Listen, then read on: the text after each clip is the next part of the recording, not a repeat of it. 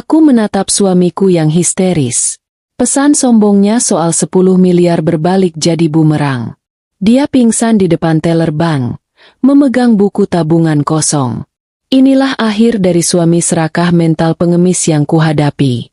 Sebelum ceritanya dimulai, tulis di kolom komentar dari daerah mana teman-teman menonton. Jangan lupa like dan subscribe agar channel ini berkembang dan bisa mempersembahkan cerita yang lebih menarik lagi. Gelas kopi hangat di tanganku terasa kontras dengan dingin yang menjalar di hatiku. Aku duduk di kafe paling mewah di kota ini. Kafe yang biasanya hanya kulihat dari luar. Aroma biji kopi yang mahal dan alunan musik klasik seharusnya menenangkan. Tapi aku tidak merasakan apa-apa. Aku sudah mati rasa sejak lama. Di hadapanku, duduk sahabatku. Dia juga pengacaraku. Wajahnya tenang, profesional. Namun aku bisa melihat sorot mata bangga di baliknya. Dia baru saja menutup map dokumen tebal di atas meja marmer di antara kami. Semua sudah beres, katanya pelan. Blokir sudah aktif. Transfer balik sudah dieksekusi. Gugatan sudah didaftarkan. Kita berhasil. Aku mengangguk. Tanganku tidak gemetar saat aku mengangkat cangkir. Aku sudah berubah. Aku bukan lagi wanita rapuh yang menangis di sudut kamar mandi 6 bulan lalu. Aku adalah badai yang tenang. Saat itulah ponselku di atas meja bergetar hebat. Getaran itu begitu keras. Nyaris menjatuhkan sendok perak di sampingnya. Di layar, sebuah nama muncul. Nama yang dulu membuatku berdebar karena cinta. Kini membuatku berdebar karena benci. Suamiku. Aku membiarkannya bergetar. Aku tahu dia tidak akan menelepon. Dia terlalu pengecut untuk bicara langsung. Dia akan mengirim pesan. Dia akan menghina. Benar saja. Getaran berhenti, digantikan oleh satu notifikasi pesan. Sahabatku mengangkat alis. Dia.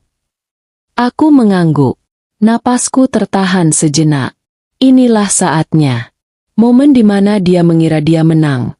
Padahal dia baru saja masuk ke perangkap yang kubuat untuknya. Aku membuka pesan itu. Jemariku dingin, tapi hatiku membara.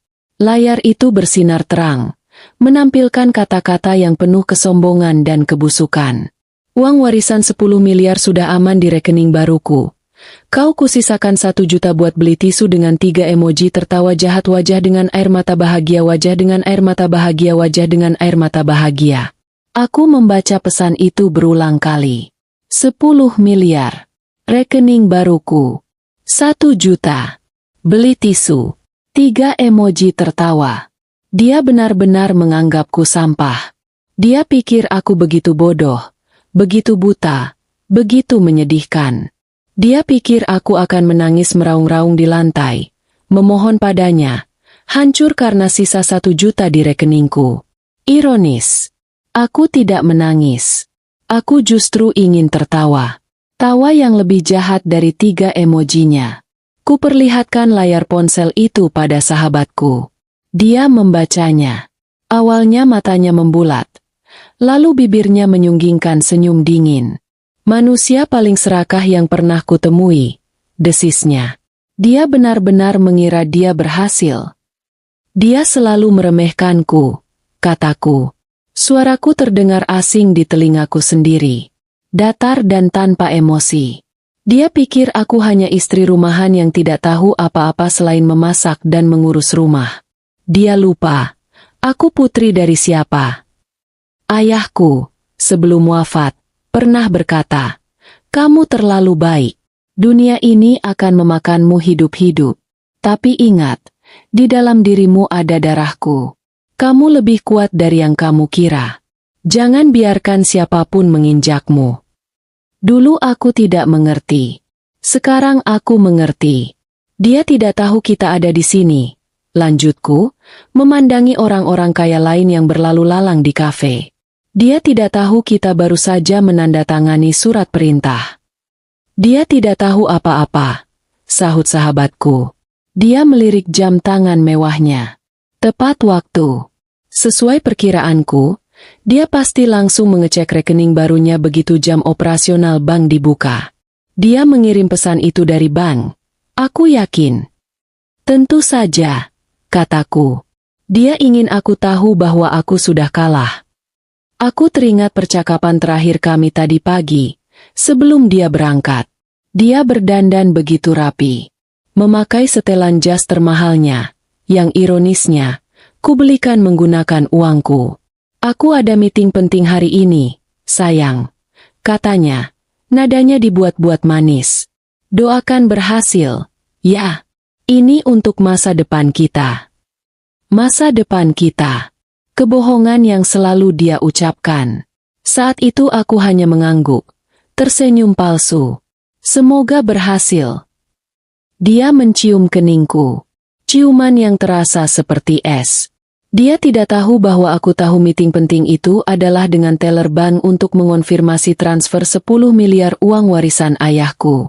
Dia tidak tahu bahwa aku tahu dia tidak akan kembali ke rumah. Dia sudah menyewa apartemen mewah bersama selingkuhannya. Jadi, apa rencanamu sekarang? Tanya sahabatku, membuyarkan lamunanku. Aku menatap pesan itu sekali lagi. 1 juta buat beli tisu. Aku akan melakukan persis seperti yang dia minta. Jawabku. Sahabatku bingung. Maksudmu?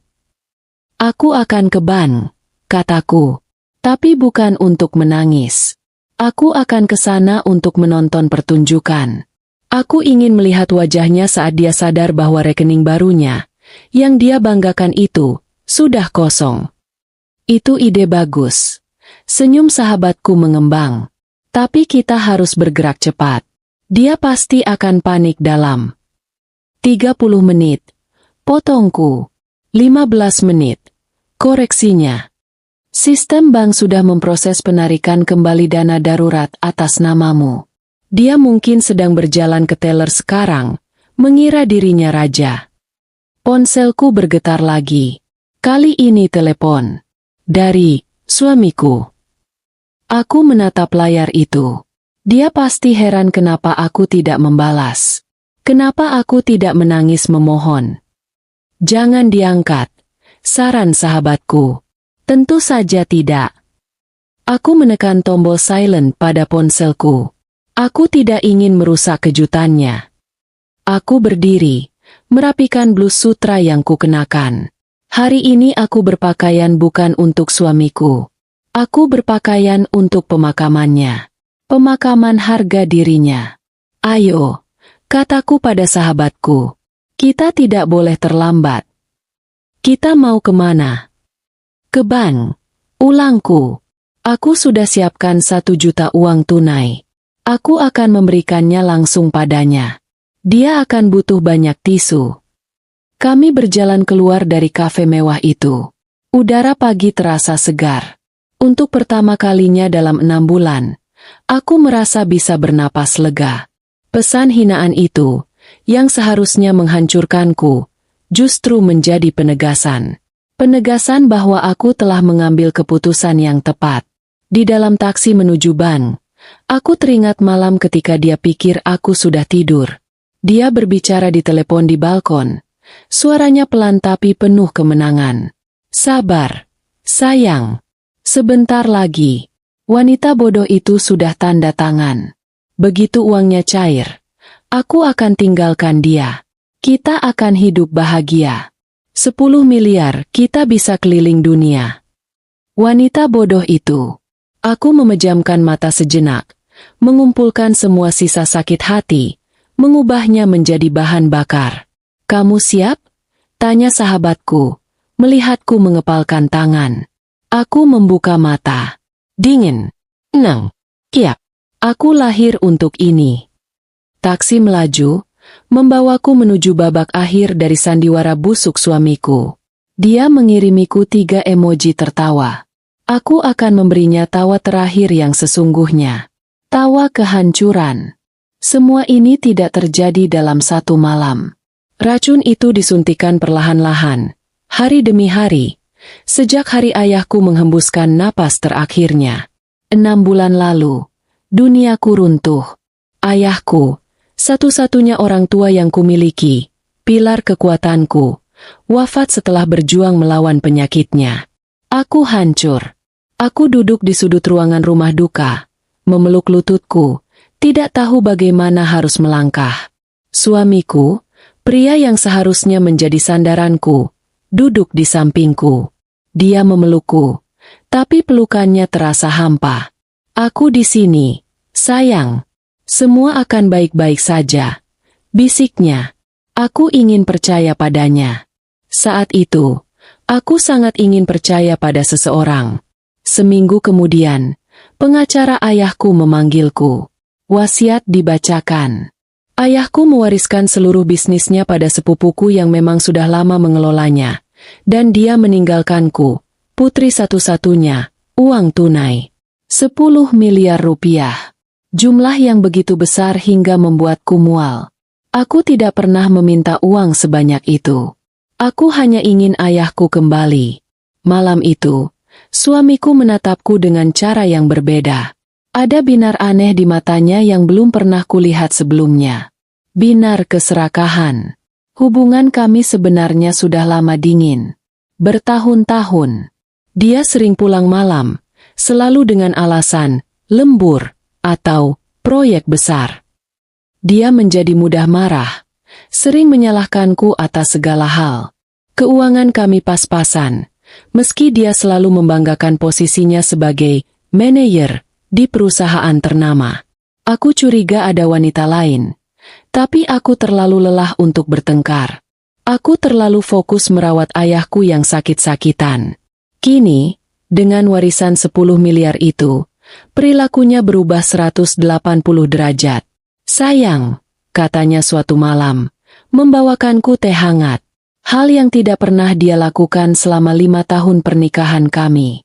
Aku khawatir sama kamu. Aku, yang masih diselimuti kabut duka, hanya menatapnya bingung. Khawatir kenapa? Uang itu, 10 miliar. Itu jumlah yang sangat besar. Bahaya sekali kalau disimpan di satu rekening atas namamu. Katanya, suaranya penuh perhatian.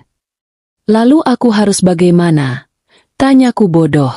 Saat itu aku benar-benar tidak bisa berpikir jernih. Aku ini suamimu.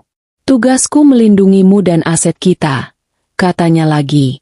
Bagaimana kalau kita pindahkan uang itu ke rekening khusus? Rekening aman yang aku kelola. Nanti kita pakai sama-sama. Untuk masa depan kita. Untuk anak-anak kita nanti. Anak. Janji manis yang sudah lama hilang dari pernikahan kami. Aku ragu. Ayahku selalu bilang untuk hati-hati soal uang. Tapi aku sedang rapuh. Aku lelah. Aku ingin ada yang mengurus semuanya. Aku tidak tahu. Percaya sama aku. Bujuknya. Ini demi kebaikanmu. Kamu lagi berduka. Jangan sampai stres mikirin uang. Biar aku yang urus semuanya. Kamu tinggal tanda tangan. Bujukan itu tidak datang sekali. Itu datang setiap hari. Pagi, siang, malam. Dia menjadi suami paling manis di dunia. Dia memijat kakiku, membawakanku makanan, menemaniku ziarah ke makam ayah. Di saat yang sama, dia mulai menjauhkanku dari teman-temanku, termasuk sahabatku, si pengacara. Buat apa cerita-cerita ke dia? Ini masalah rumah tangga kita. Katanya saat aku bilang aku ingin berkonsultasi dulu. Dia itu pengacara. Pasti pikirannya uang terus. Dia mau komisi. Aku termakan ucapannya. Aku menjauhi sahabatku. Aku mengisolasi diriku sendiri. Hanya bergantung padanya. Puncaknya adalah saat mertuaku, ibunya, datang. Kamu itu beruntung dapat anak saya, kata ibu mertuaku dengan nada sinis seperti biasa. Kalau bukan karena dia, kamu pasti sudah ditipu orang. Wanita bodoh pegang uang banyak itu bahaya. Serahkan saja semuanya ke suamimu. Dia tahu yang terbaik. Tekanan dari suami dan ibu mertuaku membuatku akhirnya menyerah. 2 minggu setelah ayahku wafat, aku duduk di bank. Di sebelahku ada suamiku, tersenyum penuh kemenangan. Ini formulirnya, Bu. Pemindahan dana 10 miliar ke rekening atas nama suami ibu, kata teller itu. Tanganku gemetar saat memegang pena. Ada suara kecil di kepalaku yang berteriak jangan. Tapi aku mengabaikannya. Aku menandatangani formulir itu. Aku melihat dana itu pindah dari rekeningku ke rekening barunya. Rekening aman, katanya. Malam itu, untuk merayakan, dia mengajakku makan malam mahal. Dia bersulang. Untuk masa depan kita yang cerah, katanya. Matanya berbinar menatapku. Tapi kecerahan itu hanya bertahan 1 malam. Besoknya, dia kembali ke pola lama. Lembur. Aku ada meeting penting. Jangan ganggu. Proyek besar. Akan pulang telat. Dia menjadi lebih sibuk dari sebelumnya. Tapi anehnya, dia tidak pernah terlihat lelah. Dia terlihat bahagia. Dia sering tersenyum sendiri melihat ponselnya. Dia membeli baju-baju baru, jam tangan baru, uang muka proyek. Sayang, katanya saat kutanya dari mana uangnya. Nanti diganti kantor. Kebohongan. Akar penderitaan itu dimulai bukan saat aku curiga dia selingkuh. Itu dimulai saat aku sadar dia berbohong tentang hal yang paling mendasar. Suatu malam, aku sendirian di rumah besar peninggalan ayahku. Rumah itu terasa kosong dan menakutkan. Aku rindu ayahku. Aku menelepon suamiku, hanya ingin mendengar suaranya. Tidak diangkat. Ku telepon lagi. Masih tidak diangkat. Aku panik. Bagaimana kalau dia kecelakaan? Aku menelepon kantornya. Sesuatu yang hampir tidak pernah kulakukan. Resepsionis malah mengangkatnya. Maaf, saya mau bicara dengan suami saya, bagian manajer pemasaran. Manajer pemasaran? Maaf, Bu, tapi semua staf sudah pulang sejak jam 5 sore tadi, kata resepsionis itu. Jantungku berdebar. Tidak mungkin. Suami saya bilang dia ada meeting besar malam ini. Tidak ada meeting malam ini, Bu. Setahu saya. Resepsionis itu ragu sejenak. Maaf, ibu ini istrinya siapa ya? Aku menyebutkan nama suamiku. Hening sejenak di seberang sana. Oh, maaf, Bu. Sepertinya ada kesalahpahaman. Bapak itu sudah tidak bekerja di sini lagi. Duniaku berhenti berputar. Apa maksudmu? Beliau sudah di PHK. Sejak 8 bulan yang lalu, Bu. 8 bulan. 8 bulan lalu. Itu bahkan sebelum ayahku wafat. Jangankan manajer. Dia bahkan tidak punya pekerjaan. Lalu dia, lembur. Di mana selama ini? Ponsel terjatuh dari tanganku. Malam itu, aku menangis. Bukan karena duka, tapi karena pengkhianatan. Uang 10 miliar milikku ada di tangan seorang pengangguran yang telah membohongiku selama berbulan-bulan. Inilah akar dari penderitaanku. Kebohongan inti yang dia bangun dengan sangat rapi. Dia memanfaatkanku di titik terendahku. Dia mengambil segalanya dariku saat aku sedang berduka. Malam itu, wanita rapuh yang menangis di pemakaman ayahnya telah mati. Yang lahir adalah wanita yang dipenuhi amarah. Aku mengambil ponselku. Aku tahu siapa yang harus kuhubungi. Halo? Suara di seberang terdengar mengantuk. Maaf mengganggu malam-malam, kataku. Suaraku serak. Aku butuh bantuanmu. Aku butuh pengacara. Sahabatku langsung terbangun. Aku di sana 20 menit lagi. Sahabatku tiba 20 menit kemudian. Persis seperti janjinya. Aku masih duduk di lantai yang dingin. Ponsel tergenggam erat di tangan. Wajahku pasti terlihat mengerikan. Tapi aku sudah tidak peduli. Air mataku sudah kering. Menyisakan jalur asin di pipi dan rasa perih di mata. Winda. Panggilnya pelan. Langsung duduk di depanku. Tidak peduli gaun kerjanya yang mahal kotor. Aku mengangkat wajahku. Dia pengangguran. Farah. 8 bulan. Dia membohongiku. Farah, sahabatku, tidak membuang waktu dengan kata-kata manis atau pelukan kasihan. Dia adalah seorang pengacara. Dia praktis. Dia menatapku tajam. 8 bulan. Itu berarti bahkan sebelum ayahmu meninggal. Dia sudah berboh. Dia mengincarnya. Potongku. Suaraku terdengar serak, penuh kebencian. Dia tahu ayahku sakit parah. Dia tahu ayah akan meninggalkan sesuatu untukku. Dia sengaja. Dia merencanakan ini. Winda, tenang, kata Farah tegas. Kemarahanmu bagus. Kita akan pakai itu. Tapi sekarang aku butuh kamu fokus. Berapa banyak uangnya? Semuanya. Jawabku. 10 miliar. Farah memejamkan mata sejenak, menarik napas panjang. Dia memindahkan semuanya. Aku menandatangani suratnya. Aku bodoh. Aku sedang berduka. Dia memanfaatkan aku. Aku terisak, tapi amarah cepat-cepat mengeringkan air mata itu. Dia bilang itu. Rekening aman. Tidak ada yang namanya rekening aman, jika hanya atas namanya, desis Farah. Oke, kita harus bergerak, tapi kita tidak bisa gegabah. Aku ingin uangku kembali, kataku. Kita akan ambil kembali. Tapi bukan hanya itu. Mata Farah berkilat. Kita akan membuatnya membayar untuk setiap kebohongan. Kita akan menghancurkannya. Tapi untuk melakukan itu, aku butuh lebih. Lebih apa? Bukti dia pengangguran tidak cukup. Tidak cukup, kata Farah sambil berdiri dan mondar-mandir. Dia bisa berkilah. Dia bisa bilang dia di PHK tapi sedang merintis bisnis baru. Dia bisa bilang dia menyembunyikannya agar kamu tidak khawatir. Dia akan memutarbalikkan fakta, membuatmu terlihat seperti istri jahat yang tidak mendukung suami. Aku muak mendengarnya. Lalu bagaimana? Farah berhenti.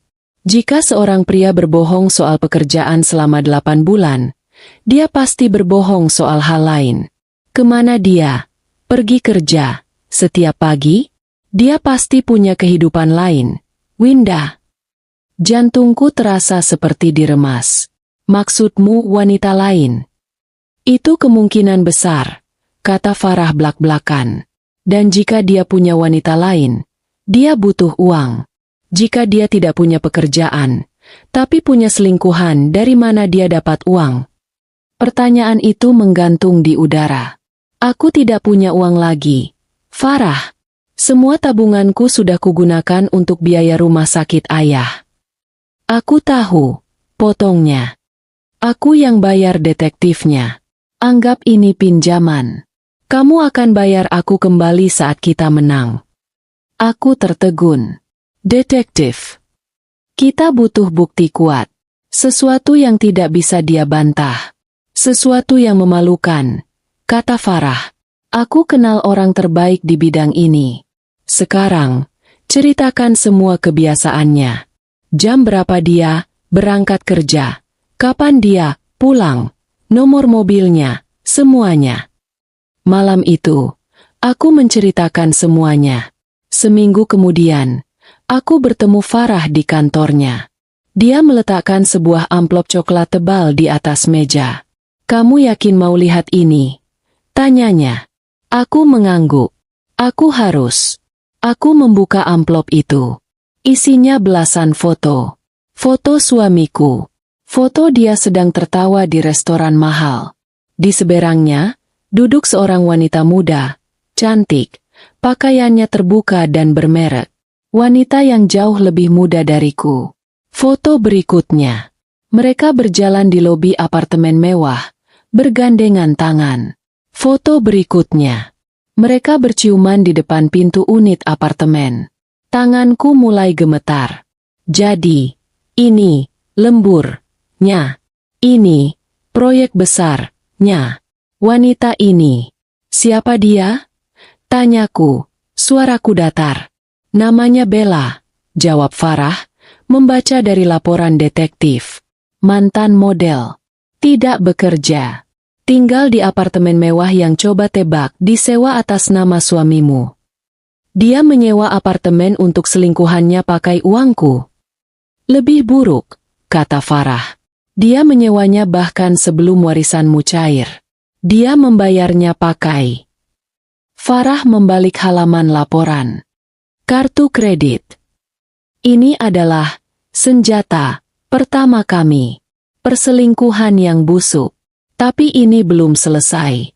Detektifku melakukan lebih dari sekadar mengambil foto, kata Farah. Dia melacak keuangan suamimu.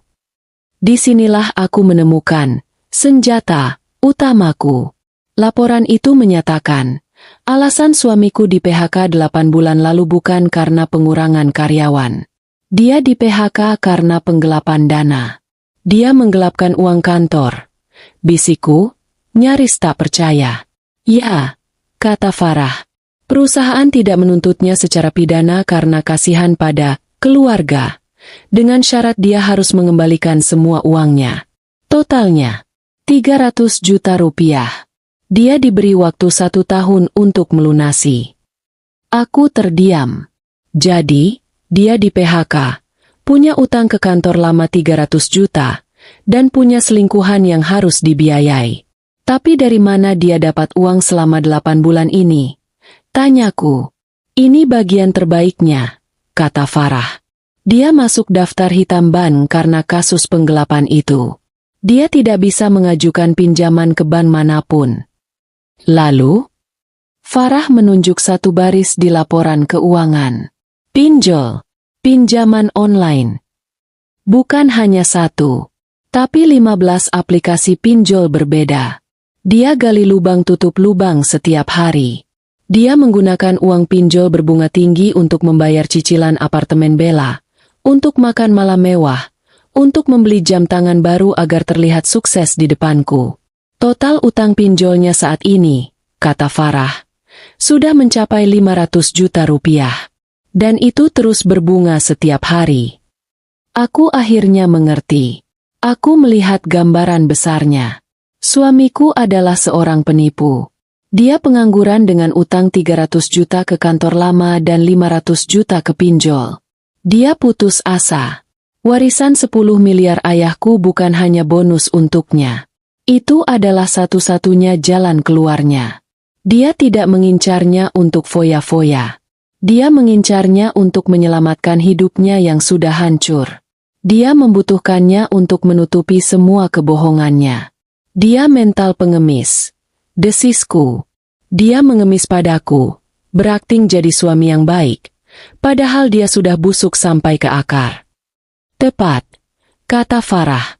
Ini adalah senjata kita, Winda. Fakta bahwa dia pengangguran karena menggelapkan dana, dan fakta dia tenggelam dalam utang pinjol. Ini membuktikan niat jahatnya. Dia tidak mengamankan uangmu. Dia mencurinya untuk menutupi kejahatannya. Tapi masih ada satu senjata lagi. Sesuatu yang lebih bersifat psikologis. Ada satu hal lagi yang ditemukan detektif, kata Farah. Soal ibumu. Mertuaku. Aku benci wanita itu. Dia selalu meremehkanku, membandingkanku dengan menantu temannya, dan selalu membanggakan putranya, suamiku, sebagai manajer sukses yang kaya raya. Ya, suamimu menelepon ibunya setiap hari. Laporan panggilan menunjukkan itu.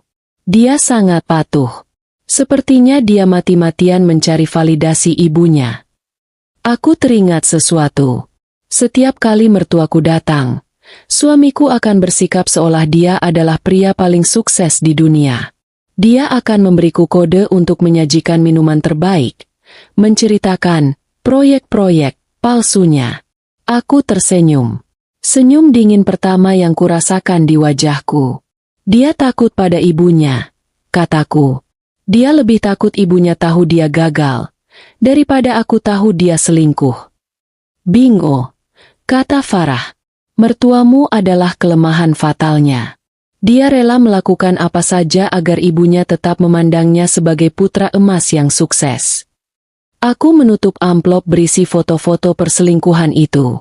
Aku sudah punya semua yang kubutuhkan. Senjata pertama, perselingkuhan dengan Bella. Senjata kedua, bukti PHK karena penggelapan dana. Senjata ketiga, utang pinjol 500 juta yang membelitnya. Senjata keempat, ketakutannya yang akut pada ibunya, mertuaku. Aku sudah tidak rapuh lagi. Aku tidak berduka lagi. Farah, kataku sambil berdiri. Aku tidak hanya ingin uangku kembali. Aku ingin mereka semua ada di sana saat dia hancur. Aku ingin selingkuhannya melihat dia miskin. Dan aku ingin ibunya melihat putranya ternyata seorang penipu. Farah tersenyum.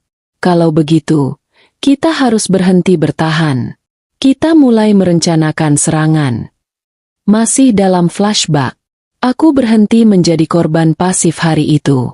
Kantor Farah menjadi markas perangku.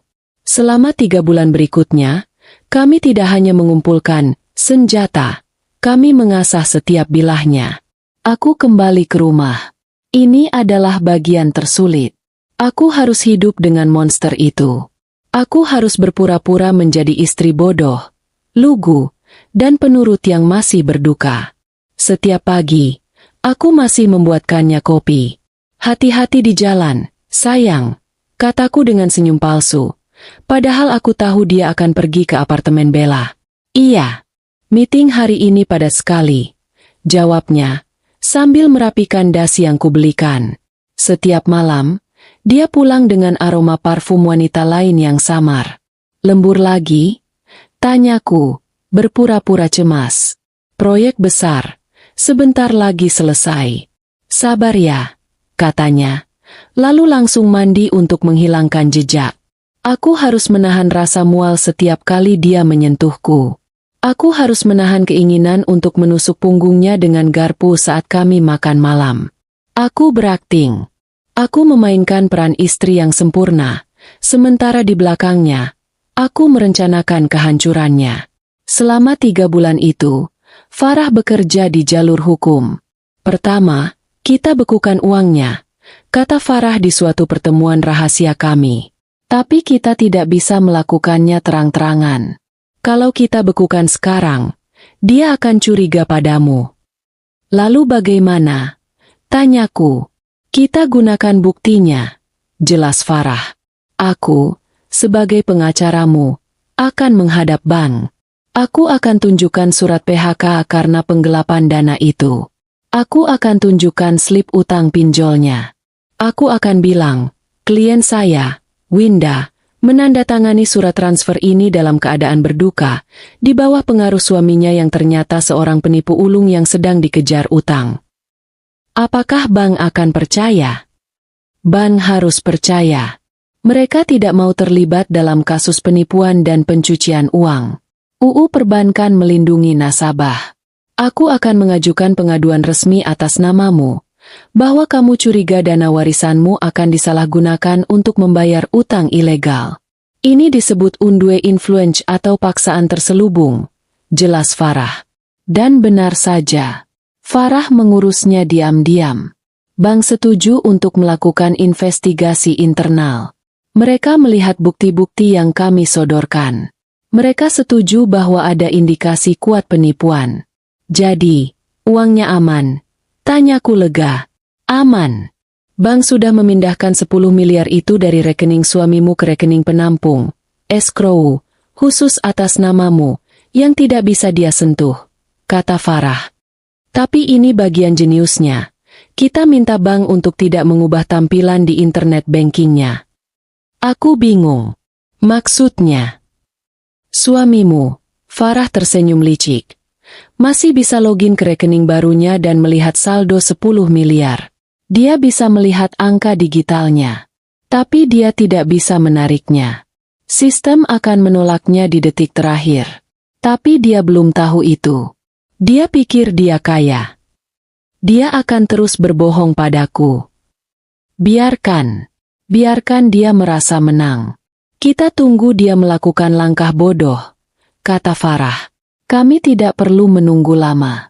Setelah 3 bulan merasa kaya di atas kertas, suamiku mulai gelisah. Para penagih utang pinjol pasti sudah mulai menerornya.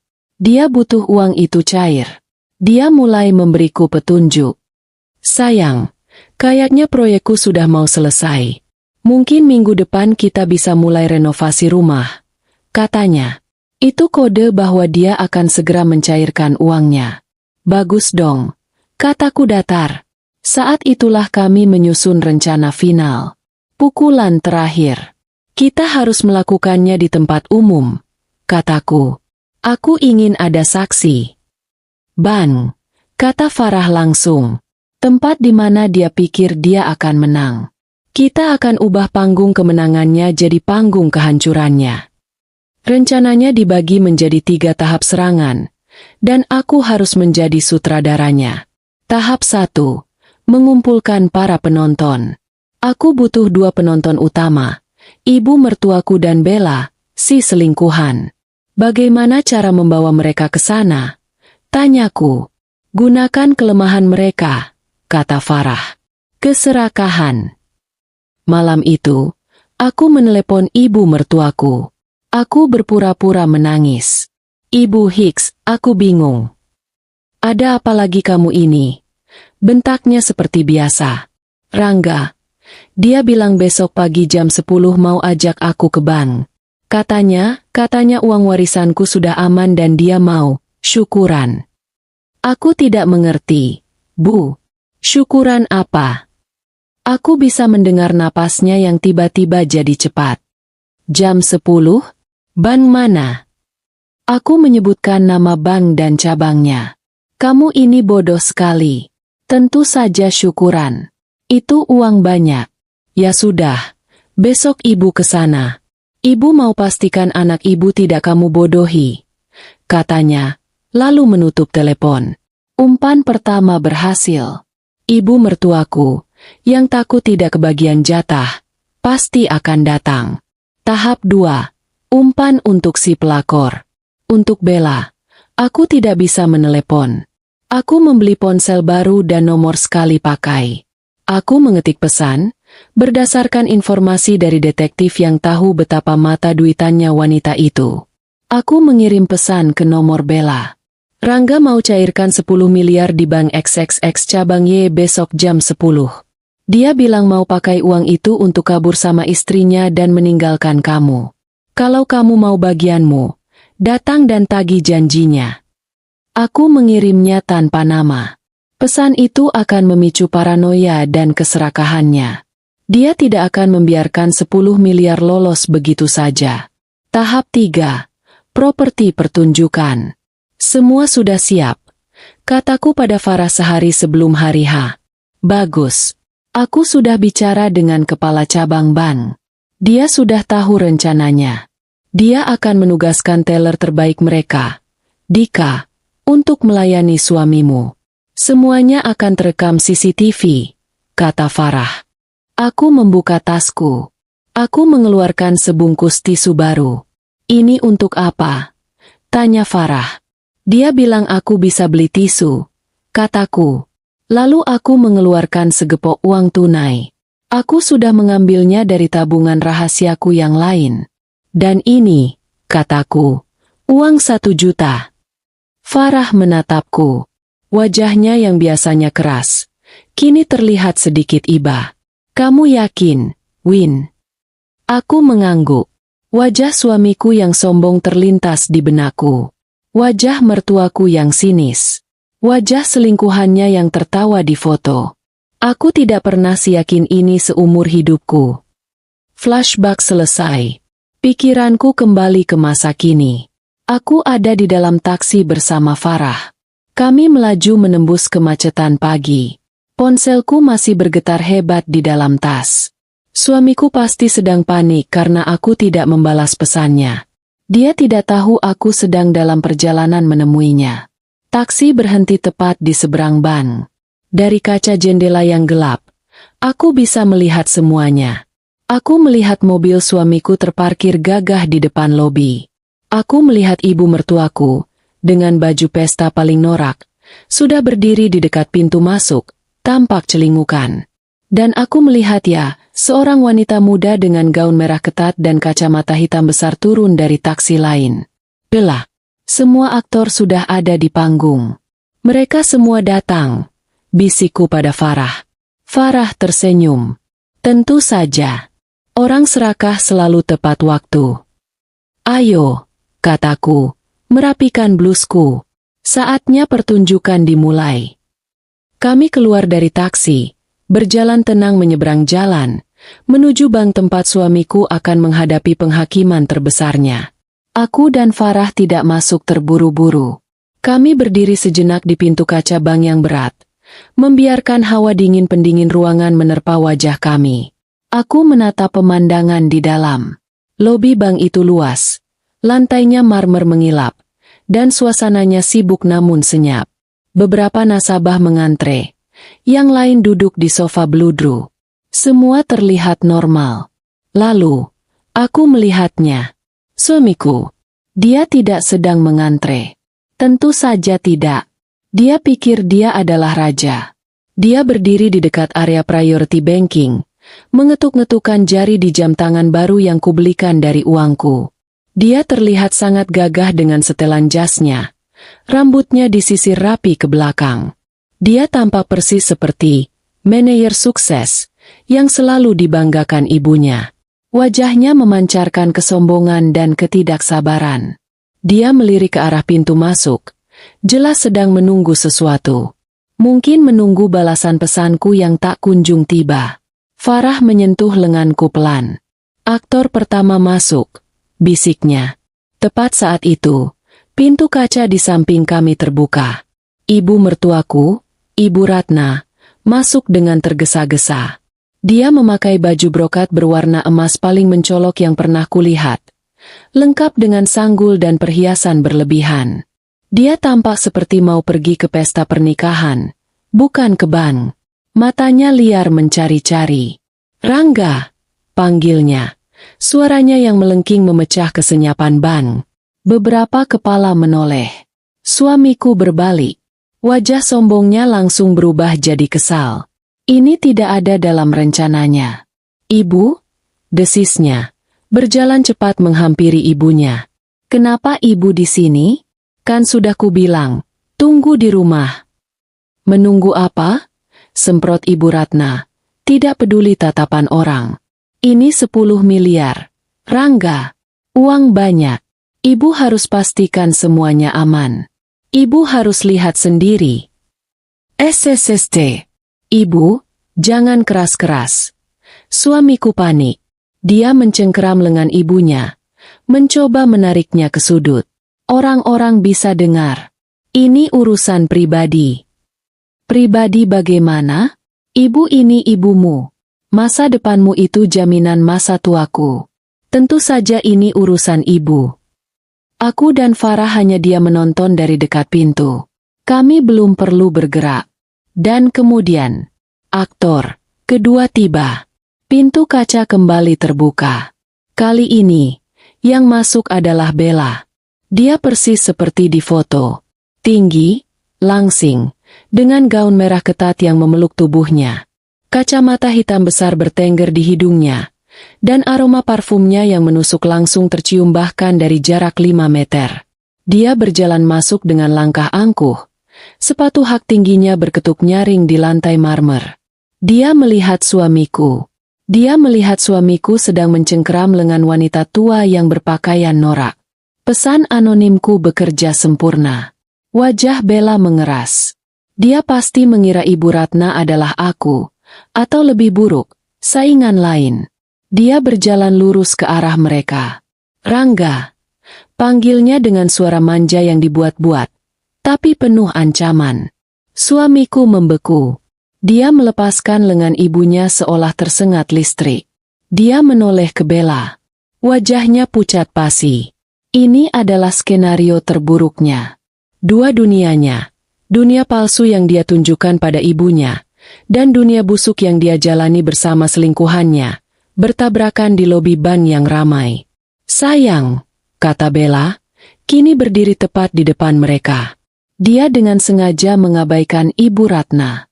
Dia melingkarkan tangannya di lengan suamiku. Jadi ini kejutannya? Kita mau cairkan uangnya sekarang? Kamu janji kita beli apartemen di pusat kota hari ini, kan? Lobi bank terasa semakin senyap. Para nasabah yang tadi pura-pura tidak peduli, kini terang-terangan menonton. Petugas keamanan mulai melirik tegang. Ibu mertuaku, yang tadinya sibuk memarahi suamiku, kini mematung. Matanya melotot, bergerak dari tangan Bella yang memeluk lengan putranya, ke gaun merah ketat itu, lalu ke wajah suamiku yang berkeringat. Rangga. Suara Ibu Ratna bergetar. Siapa perempuan ini? Suamiku menelan ludah. Keringat mulai membasahi kerah kemejanya. Dia mencoba melepaskan tangan Bella, tapi Bella justru semakin mengeratkan pegangannya. Ibu kenalkan, katanya. Suaranya tercekat. Ini Bella. Dia rekan bisnisku. Aku nyaris tertawa. Rekan bisnis. Klise sekali. Bella tertawa. Tawa yang dibuat-buat. Terdengar seperti pekikan. Rekan bisnis? Sayang, jangan bercanda. Bilang sama ibumu. Dia menoleh ke Ibu Ratna dengan senyum mengejek. Saya pacarnya. Tante, kita sudah 8 bulan bersama. 8 bulan. Kata itu menghantam Ibu Ratna seperti tamparan. Wajahnya memerah padam. Pak pacar. Pekiknya. 8 bulan. Rangga, apa maksudnya ini? Kamu sudah punya Winda. Kamu sudah menikah. Oh, Winda. Bella tertawa lagi. Istri yang payah itu? Rangga bilang dia akan segera menceraikannya. Iya kan, sayang? Dia menatap suamiku, menuntut jawaban. Suamiku terjebak. Dia menatap ibunya yang siap meledak, lalu menatap selingkuhannya yang menuntut. Dia tidak bisa memilih. Keduanya adalah sumber masalah. Bukan begitu, Ibu. Dia tergagap. Bella, kamu salah paham. Salah paham apa? Potong Bella. Kini amarahnya terlihat. Kamu bilang padaku uang 10 miliar itu untuk kita. Untuk hidup baru kita. Kamu bilang kamu muak sama istrimu. Sekarang kamu mau ingkar janji setelah uangnya cair. Rahang Ibu Ratna jatuh. Uang 10 miliar untuk dia. Keserakahan di mata ibu mertuaku kini berubah menjadi amarah murni. Dia tidak marah karena putranya selingkuh. Dia marah karena uang warisan 10 miliar itu terancam jatuh ke tangan perempuan lain, bukan ke tangannya. Perempuan tidak tahu malu, jerit Ibu Ratna, menunjuk wajah Bella. Pelakor, beraninya kamu mau mengambil uang anak saya. Uang anak tante? Balas Bella, tidak mau kalah. Ini uang warisan istrinya. Dan Rangga memberikannya untuk saya. Tante yang siapa? Mau minta bagian juga. Kurang ajar. Ibu Ratna mengangkat tangannya, hendak menampar. Stop! Suamiku berteriak. Teriakan putus asa yang menggema di seluruh ruangan. Semua orang menatapnya. 2 petugas keamanan kini berjalan cepat ke arah mereka. Diam! Kalian berdua diam.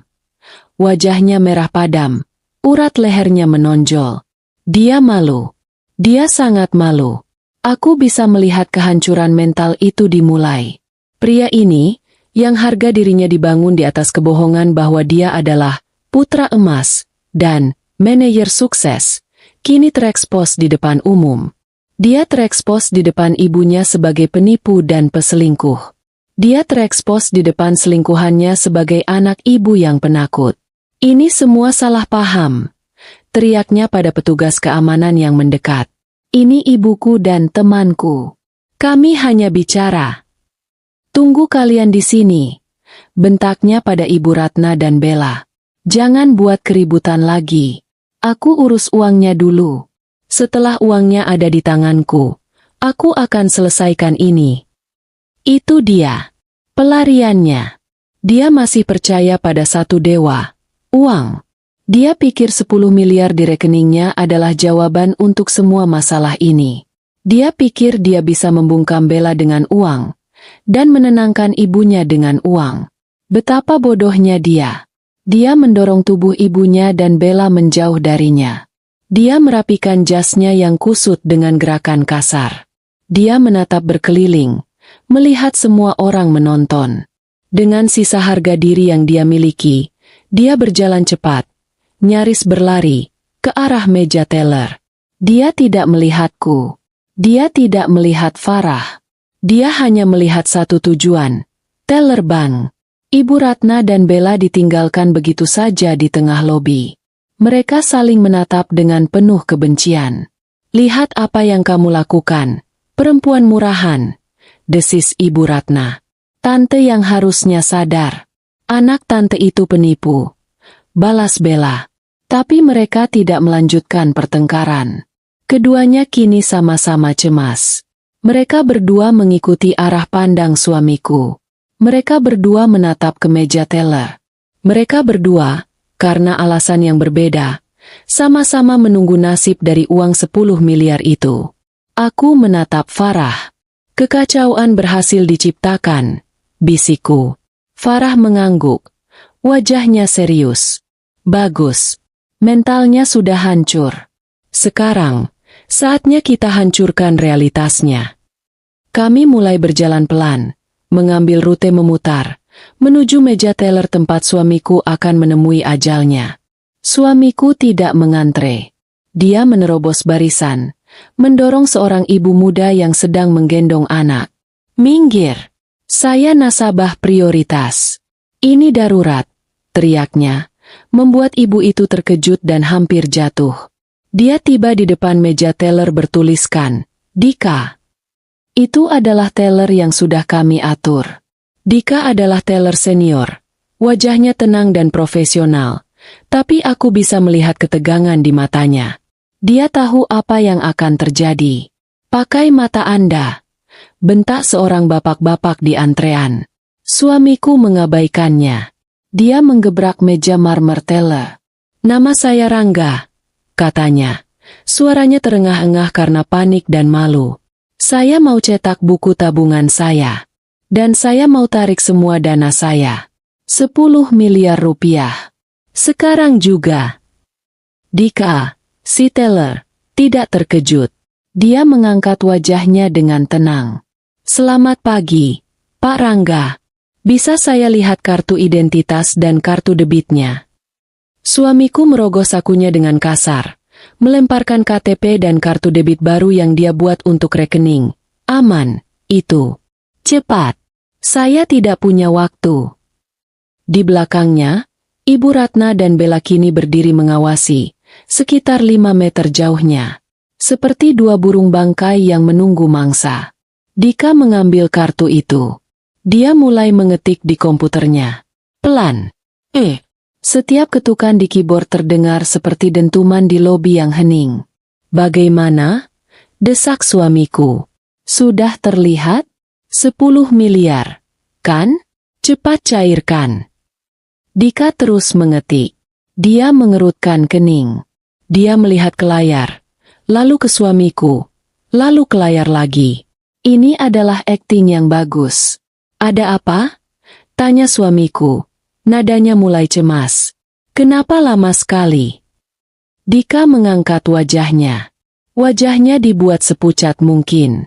"Maaf, Pak Rangga. Ini aneh sekali." "Aneh kenapa?" bentak suamiku. "Jangan bilang sistemnya offline. Saya butuh uang itu sekarang." "Bukan, Pak," kata Dika. Suaranya pelan namun jelas. Cukup untuk didengar olehku dan Farah yang kini berdiri tepat di belakang suamiku. "Di sistem saya, rekening ini." "Kenapa dengan rekeningku?" "Rekening ini statusnya dibekukan, Pak," kata Dika. Dunia suamiku seakan berhenti. Dibekukan? Apa maksudmu dibekukan?" "Tidak mungkin. Pasti ada kesalahan. Coba lagi." Dika menggeleng. "Sudah saya cek 3 kali. Pak, dan saldonya. Saldonya kenapa? Dika membalik monitor kecil di mejanya agar suamiku bisa melihat. Saldo Anda bukan 10 miliar, Pak. Saldo Anda 1 juta rupiah. Waktu seolah berhenti. Suamiku menatap layar itu. Matanya membelalak. Dia tidak bernapas. 1 juta? Teriaknya. Suaranya pecah. Tidak mungkin. Kau pasti salah. Kau terbaru. Ya? Panggil manajermu. Panggil sekarang. Dia mulai menggedor-gedor meja kaca pembatas. Saya cek tadi pagi di ponsel saya masih ada 10 miliar. Kalian pasti mau menipu saya. Bank ini mau mencuri uang saya. 2 petugas keamanan yang tadi melerai keributan, kini berlari ke arah kami. Mereka mencengkeram lengan suamiku. Lepaskan saya. Berontaknya. Tidak ada yang salah, Rangga. Suaraku terdengar tenang, namun mematikan. Suamiku membeku. Dia berhenti memberontak. Perlahan, dia menoleh ke belakang. Wajahnya menunjukkan syok yang luar biasa. Dia tidak menyangka aku ada di sini. Winda? Matanya merah dan liar. Kamu? Apa? Apa yang kamu lakukan di sini? Di sampingku, Farah melangkah maju. Kami di sini untuk menghentikan penipuanmu. Winda, katakan pada mereka. Teriaknya padaku, mengabaikan Farah. Katakan pada mereka ini salah. Uang 10 miliar itu uang kita. Bukan, kataku. Itu uang ayahku. Farah mengangkat map yang dibawanya ke meja teller. Pak Rangga, saya Farah, kuasa hukum dari istri Anda, Ibu Winda. Tidak ada kesalahan sistem. Rekening Anda memang kosong. Lebih tepatnya, sudah kami kosongkan. Kosongkan? Tanyanya bingung. Tapi aku cek saldoku. Hanya angka digital, kataku, mengulangi kata-kata Farah dulu. Kamu hanya melihat bayangan. Uang itu tidak pernah menjadi milikmu. Apa maksudnya ini? Bella kini sudah ada di samping kami, disusul Ibu Ratna. Mereka berdua sama-sama bingung. Rekening ini, jelas Farah dengan suara lantang, agar semua orang di lobi bisa mendengar. Dibuat berdasarkan paksaan terselubung. Ibu Winda dipaksa menandatangani surat transfer saat masih dalam kondisi berduka. Kami sudah melaporkan ini ke bank 3 bulan lalu. Wajah suamiku berubah dari bingung menjadi ngeri. 3 bulan lalu. Ya, kata Farah.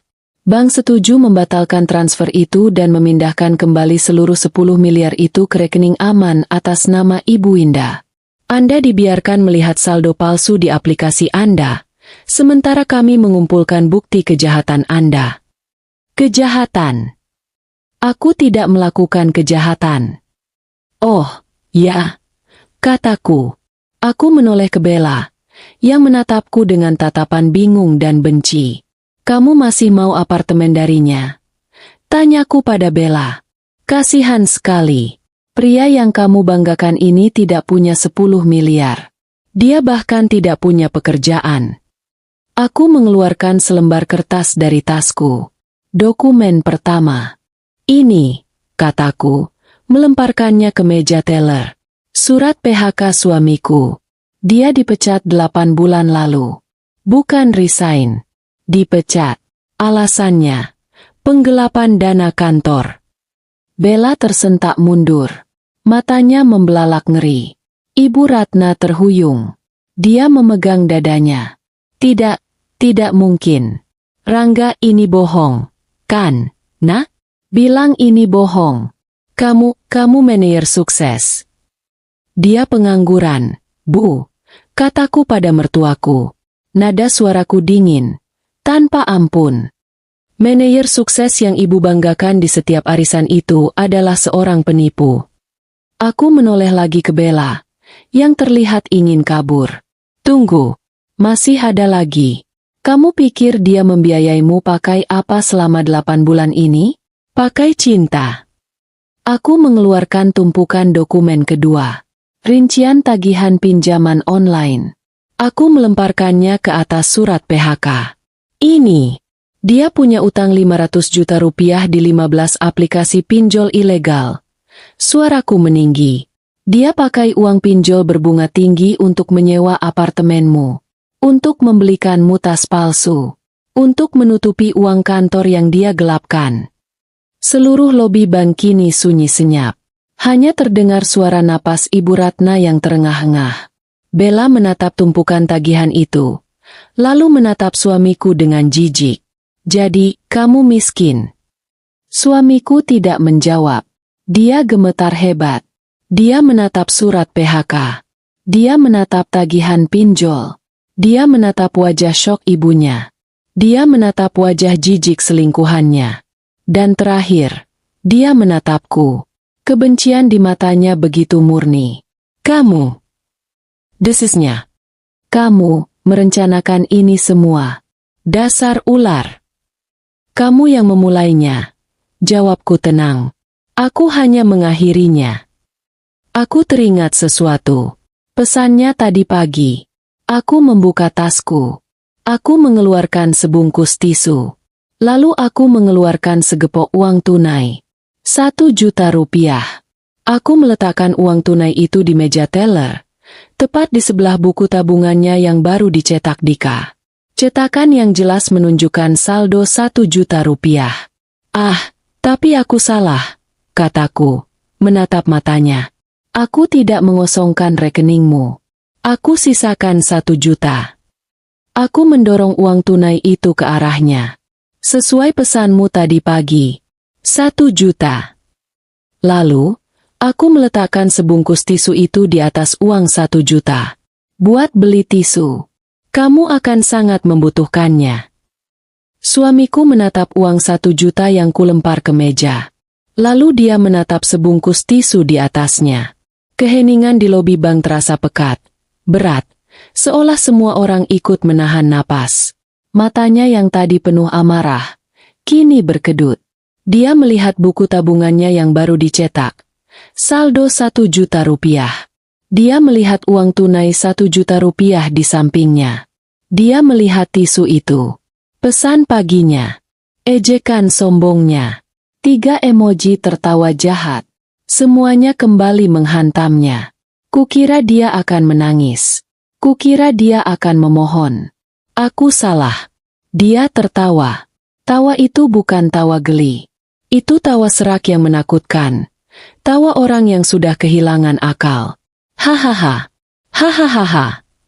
Dia menunjuk wajahku dengan jari gemetar. Kamu pikir kamu pintar? Teriaknya. Tawanya berubah menjadi jeritan. Kamu pikir kamu menang? Ular. Kamu ular betina. Kamu menipuku. Pak, tolong jaga sikap Anda, kata dikasih teller. Tapi suaranya bergetar. Diam kau, bentak suamiku pada Dika. Dia menyapu uang 1 juta dan bungkusan tisu itu dari meja. Uang kertas berhamburan di lantai. Tisu itu mendarat dengan menyedihkan di dekat kaki petugas keamanan. Ini semua bohong. Teriaknya pada semua orang di lobi bank. Dia pembohong. Istriku ini bersekongkol dengan bank untuk mencuri uangku. Uang warisanku. Itu uang warisan ayahku, kataku lagi. Suaraku sedingin es. Itu milikku saat aku menikahimu. Raungnya. Dia kini beralih pada ibunya. Ibu. Ibu percaya padaku. Kan? Ibu tahu aku manajer sukses. Ibu tahu aku tidak mungkin di PHK. Katakan pada mereka. Bu, katakan bahwa aku anak kebanggaanmu. Semua mata kini tertuju pada Ibu Ratna, mertuaku. Wanita itu gemetar hebat. Sanggulnya miring. Wajahnya yang penuh riasan tebal kini pucat pasi. Dia menatap putranya, lalu menatap surat PHK di meja, lalu menatap tumpukan tagihan pinjol. Dia menatapku. Dia tidak melihatku dengan kebencian. Dia melihatku dengan ketakutan. Bukan takut padaku. Dia takut pada kenyataan. Rangga. Bisiknya. Suaranya parau. Tagihan, tagihan pinjaman. 500 juta? Penggelapan dana. 300 juta? Apa kata orang nanti? Itu. Bukan. Kamu tidak apa-apa, nak. Bukan. Bagaimana ini bisa terjadi? Tapi, apa kata orang nanti? Harga dirinya hancur. Kebanggaannya, satu-satunya hal yang dia pamerkan di setiap arisan, putra emasnya, ternyata adalah seorang penipu yang tenggelam dalam utang. Jeritan suamiku terhenti. Reaksi ibunya adalah tamparan yang lebih keras daripada semua bukti yang kuberikan. Ibu? Tanyanya. Suaranya kini terdengar seperti anak kecil yang ketakutan. Aku malu. Ibu Ratna terisak. Aku malu punya anak sepertimu. Gagal. Kamu gagal. Dia tidak pingsan. Dia melakukan sesuatu yang lebih buruk. Dia berbalik, membelakangi putranya, dan berjalan terhuyung-huyung ke kursi sofa terdekat. Dia duduk di sana, menutupi wajahnya dengan kedua tangan, dan menangis meraung-raung. Bukan tangisan duka, tangisan malu. Penghakiman publik pertama telah dijatuhkan oleh ibunya sendiri. Suamiku tertegun. Pukulan itu telak. Lalu, Bella, si pelakor, mendecakkan lidahnya. Dia merapikan gaun merahnya yang ketat. Dia menatap suamiku dari atas ke bawah dengan tatapan paling jijik yang pernah kulihat. Jadi ini aslinya? Katanya, suaranya penuh racun. Bukan manajer sukses. Cuma pengangguran miskin dengan setumpuk utang dan ibu yang dramatis. Bella, tunggu. Suamiku mengulurkan tangan. Ini hanya sementara. Aku bisa perbaiki ini. Uang itu, kita bisa tuntut dia. Bella tertawa. Tawa yang tulus dan mengejek. Kita. Tidak ada. Kita. Bodoh. Aku tidak punya waktu untuk mengencani pecundang. Tagihan 500 juta? Selamat menikmati hidup barumu di neraka. Dia membalikan badannya. Sepatu hak tingginya berketuk nyaring di lantai marmer saat dia berjalan angkuh keluar dari bank. Dia bahkan tidak menoleh ke belakang. Dia pergi begitu saja. Penghakiman publik kedua. Ditinggalkan oleh selingkuhannya di depan umum. Kini, suamiku sendirian. Ibunya menangis karena malu. Selingkuhannya telah pergi. Semua orang di ban menatapnya dengan campuran kasihan, jijik, dan ngeri. Dia tidak punya apa-apa lagi. Tidak ada uang. Tidak ada status. Tidak ada kebanggaan. Hanya ada aku. Dia menoleh padaku. Matanya. Aku tidak akan pernah melupakan matanya. Kebencian murni. Jika tatapan bisa membunuh, aku pasti sudah mati 1000 kali. Kamu. Desisnya. Dia tidak berteriak. Dia mengatakannya dengan suara rendah yang penuh ancaman. Ini semua salahmu. Kamu yang menghancurkan hidupku. Kamu pikir kamu bisa mengambil semuanya dariku dan pergi begitu saja? Dia mulai melangkah maju. Petugas keamanan yang tadi memeganginya, kini bersiaga. Pak, mundur. Ini urusanku dengan istriku. Raungnya. Dan dia menerjang. Dia tidak menerjangku. Dia menerjang Farah, yang berdiri di antara kami, memegang map berisi bukti-bukti. Dia mencoba merebut map itu. Berikan bukti itu. Itu palsu. Farah, yang tidak menduga serangan itu, terhuyung mundur. Kertas-kertas berhamburan ke udara. Surat PHK, tagihan pinjol, foto-foto perselingkuhannya dengan Bella. Semua rahasianya kini terbang dan mendarat di lantai ban yang mengilap. Terbuka untuk dilihat semua orang. Itu adalah pemandangan yang surreal. Petugas keamanan langsung bertindak. Kali ini mereka tidak main-main. Satu orang menerjang pinggangnya. Satu lagi mengunci lengannya dari belakang. Lepaskan aku. Lepaskan. Dia meraung seperti binatang yang terluka. Meronta-ronta di lantai. Farah, dengan tenang, merapikan blazernya. Dia menatap suamiku yang kini ditindih di lantai. "Terima kasih atas konfirmasinya, Pak Rangga," kata Farah. "Anda baru saja melakukan penyerangan fisik di depan belasan saksi dan kamera CCTV bank. Ditambah percobaan penipuan, pemalsuan dokumen transfer, dan paksaan terselubung, sepertinya Anda tidak akan kemana-mana." Seorang manajer bank, yang sedari tadi menonton dari ruangannya, keluar dan memberi isyarat pada petugas keamanan. "Telepon polisi. Sekarang." Suamiku membeku. "Polisi?" bisiknya dari lantai. "Tidak, jangan polisi. Winda, tolong aku." Dia menatapku. Wajahnya yang arogan kini penuh air mata dan ingus. Dia memelas. "Winda, aku mohon jangan panggil polisi. Aku suamimu. Aku minta maaf. Aku hilaf. Jangan penjarakan aku." Dia kembali menjadi mental pengemis. Mengemis belas kasihan. Sama seperti dia mengemis warisanku. Aku berjalan pelan melewatinya. Aku berhenti tepat di samping kepalanya yang tertelungkup di lantai. Aku berjongkok. Aku menatap matanya dari jarak dekat. Aku ingin dia melihat wajahku untuk terakhir kalinya. "Saat kamu mengirim pesan itu tadi pagi," bisikku. "Saat kamu tertawa dengan 3 emoji jahatmu, apa kamu pikir aku akan memaafkanmu?" Dia terisak. Aku. "Kamu mengambil 10 miliar dariku saat aku sedang berduka," lanjutku. Suaraku tak bergetar. "Kamu berbohong padaku selama 8 bulan. Kamu berselingkuh. Kamu menghinaku. Kamu pikir kata maaf bisa memperbaiki semua itu?" Aku berdiri. Di kejauhan, aku bisa mendengar suara sirine polisi mendekat. "Winda, Jen, aku mohon." Aku tidak menoleh. Aku berjalan lurus ke arah Farah, yang sedang mengumpulkan kembali kertas-kertasnya. "Kita sudah selesai di sini," kataku padanya. Aku dan Farah berjalan menuju pintu keluar. Kami melewati Ibu Ratna, yang masih menangis terseduh-seduh di sofa, terlalu malu untuk bahkan mengangkat kepalanya.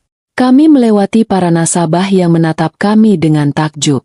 Saat kami sampai di pintu, 2 petugas polisi berseragam masuk.